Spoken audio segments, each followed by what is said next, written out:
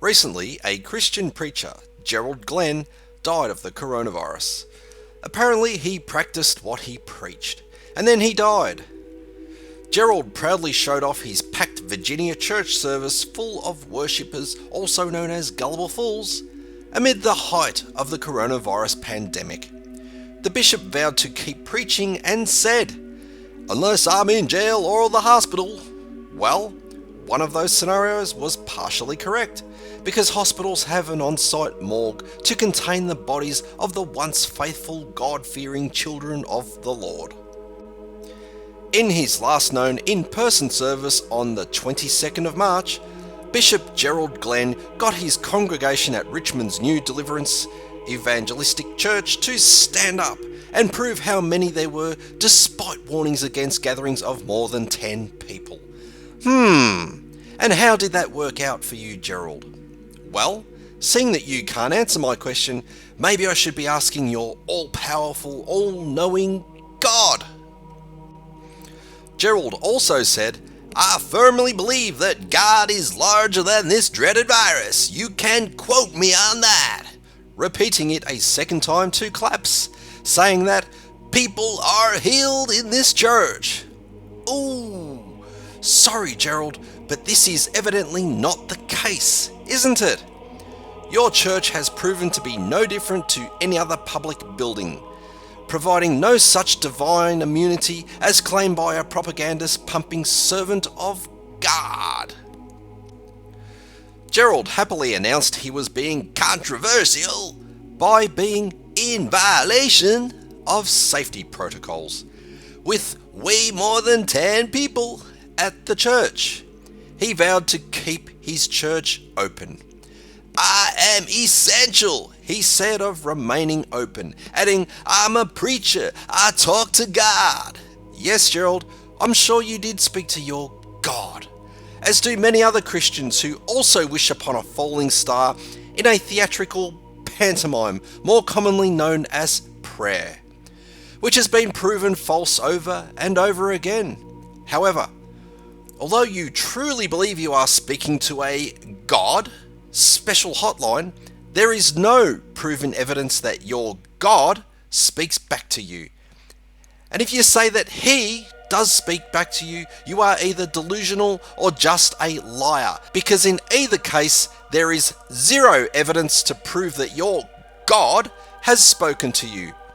Coincidences, hearsay, speculation, and woo-woo are not evidence of anything divine.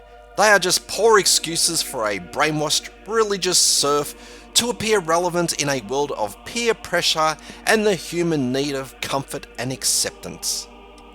So, as I see it, there are two possible explanations behind this story.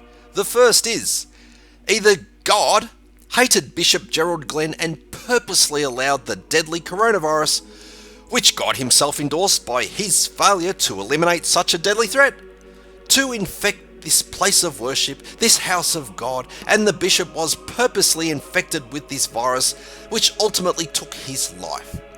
God hated Bishop Gerald Glenn so much, he decided to murder the bishop, even though according to Gerald Glenn, he was doing God's work. And seeing that God created this world and everything in it, this also means that God himself supervised the genetic mutation of COVID-19 and allowed for it to spread across the world, which further displays God's sheer hatred for people from all walks of life and faiths. And the other explanation is, there is no God or gods. Not the Christian God of the Bible, not Allah, not Zeus, not Odin, not Vishnu, and not Krishna. If any of these gods were so mighty, powerful, and loving, COVID-19 would have been stopped dead in its tracks long before it had the chance to kill a single person, let alone many thousands of people from different religious denominations around the world.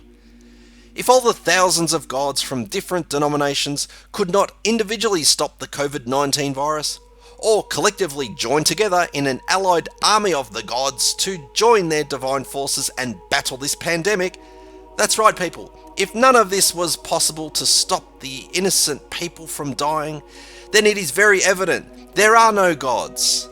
And please don't try to soften the blow of such a death toll by harmoniously singing the same apologetic tune that God works in mysterious ways, or it is a test of people's faith and a time to repent.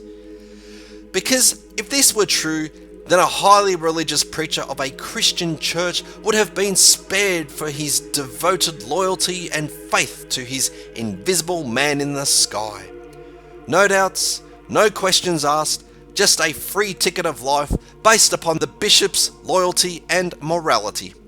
But not this time, not any other time, and not ever for the future, when we see deadly pandemics that should be easily controlled and stopped by gods.